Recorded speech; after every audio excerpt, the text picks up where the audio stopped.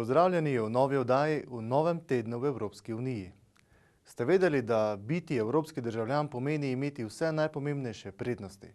Celino, ki živi v miru, največje gospodarstvo na svetu, pomeni pa tudi vse majhne vsakdanje stvari, ki nam olajšujejo življenje, denimo možnost vračila izdelka z napako, naročenega preko spleta, nizke stroške gostovanja ali nadomestilo za odpovedan let. Vse to prinaša Evropa. Od monetarnih zadev do regionalnega financiranja, evropski poslanci budno spremljajo gospodarske politike Evropske unije. The president of the European Central Bank arrives at a meeting of the Committee for Economic Affairs. His job today is to lay out the ECB strategy for the next few years. This is called monetary dialogue. Lawmakers want to know if EU monetary policies are on the right track. Knowledge is power. When voting, MEPs can make their own decisions with the correct information at hand. But the EU's economic policies are more than just monetary. Textile, car manufacturing, construction, these are only some of the sectors which are sensitive to globalization.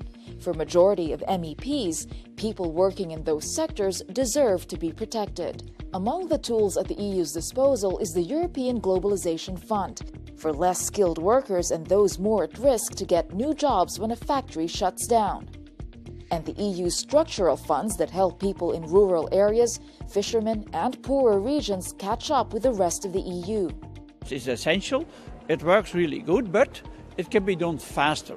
It can be done in a simpler way. So the proposals now, also from my side, go in the direction of less bureaucracy, the quicker spending and be more closer to the people.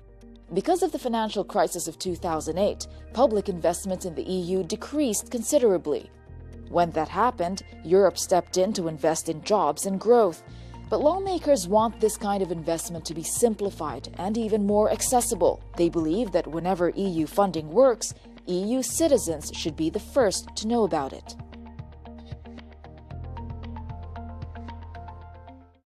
Po več kot leto dni napornih razprav želijo evropski poslanci ukrepe, kot so strožji nadzor državnih organov, da bi preprečili škandale kot tisti iz leta 2015 zaradi izpustov škodljivih plinov z avtomobilov.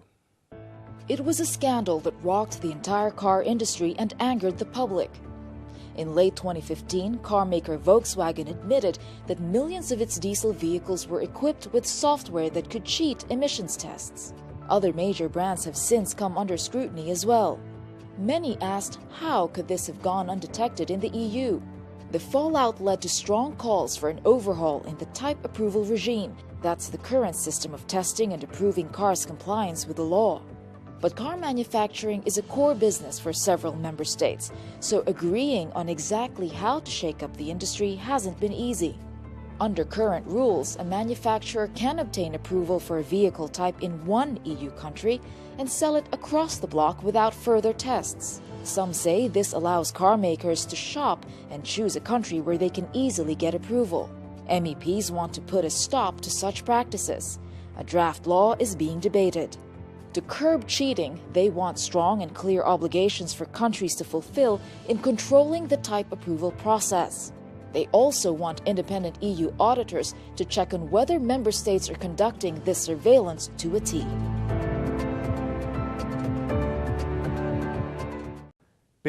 Februarja 2017 je Evropski parlament glasoval o zgodovinskem trgovinskem sporazumu med Evropsko unijo in Kanado, CETI.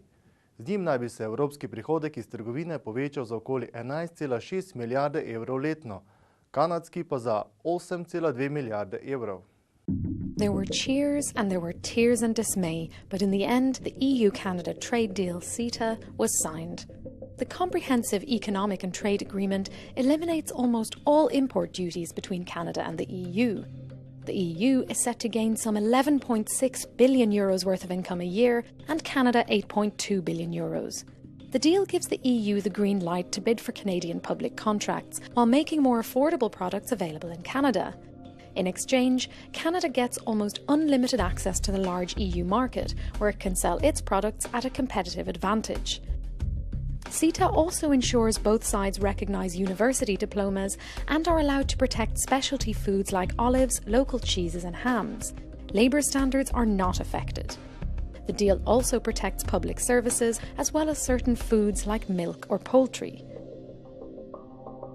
Supporters of the agreement claim exporters will save up to €500 million a year. The European Parliament's Trade Committee voted for the deal. Now it's up to the plenary to ratify it, then national parliaments get their say. But critics say the EU hasn't learned from Brexit, branding CETA a bounty for extremist parties across Europe.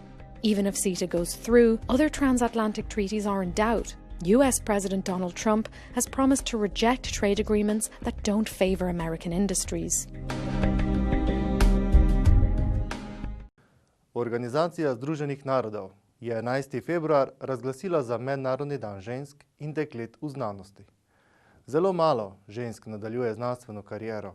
Še vedno s težavo vstopajo na področje, kjer prevladujejo moški, pravita evropski poslanki Eva Kaili in Michelle Rivasi.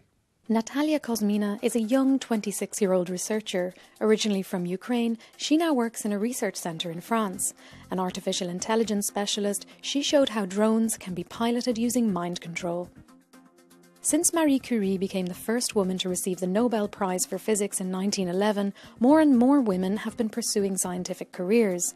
However, today, just a third of researchers in the EU are women. They remain underrepresented in the research and development field and in high levels of decision-making. Girls are afraid a bit of new technologies. It seems to be occupied by men. So I think in an early stage we have to make them feel comfortable with the new technologies, and then we will get even more women in science. Almost 50% of all PhD graduates are actually women, but numerous social and cultural obstacles prevent women from embarking on a scientific career path. En tant que députée européenne, il me manque des femmes scientifiques, parce qu'il y a des sujets, que ce soit le nucléaire, que ce soit la santé, que ce soit le problème, par exemple, des pilules de 3e ou 4e génération où il y a des scandales, ben j'ai très peu de femmes, vous voyez, pour soulever ces problèmes-là. C'est très rarement les hommes qui les soulèvent. Donc il faut vraiment féminiser les filières scientifiques. MEPs regularly launch initiatives to encourage women to start careers in science. It's also the objective of the International Day of Women and Girls in the Sciences.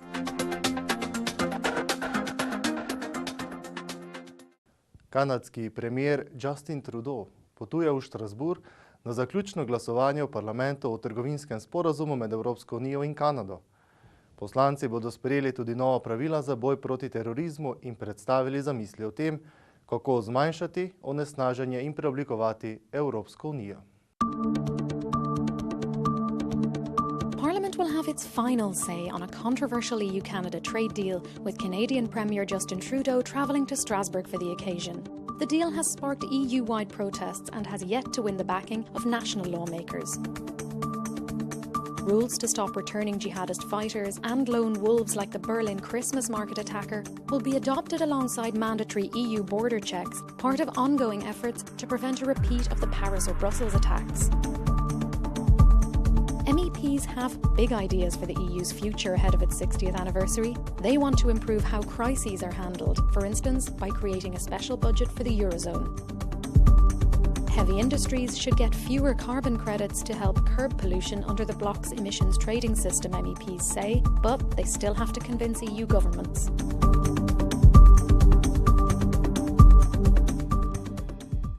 Vsi evropski poslanci želijo pospešiti in olajšati zamenjavo kemičnih pesticidov z biološkimi. This machine is spraying pesticides on rapeseed. Although fast and effective for plant growth, the chemicals are extremely hazardous to health. This French farmer is now suffering from cancer due to the use of pesticides on his farm. Pesticides are found everywhere in fruits and vegetables, and, according to reports, even in babies' nappies. MEPs want to promote and accelerate the use of biological pesticides instead.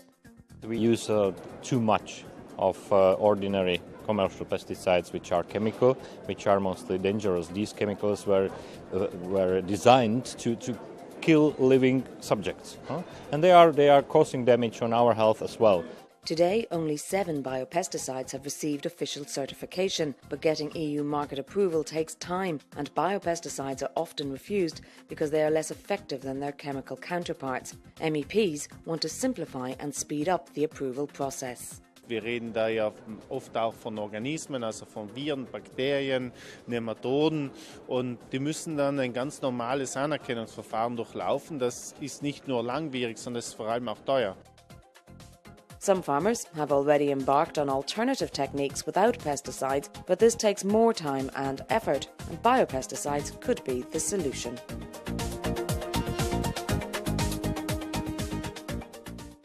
Vse to bo dovolj za pretekli teden.